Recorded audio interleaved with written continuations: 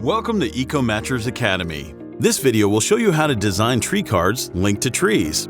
First, log into your EcoMatcher account and make sure that you have the correct number of trees in your account.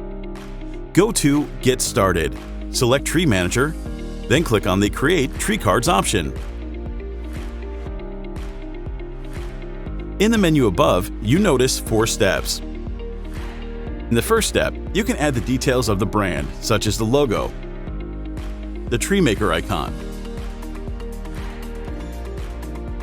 the brand's primary color, and the website or social media URL. The next step is to choose a gift box. You can also customize the gift box the tree recipient will see first by selecting the design that matches the brand. In the third step, there are 2 options for creating tree cards.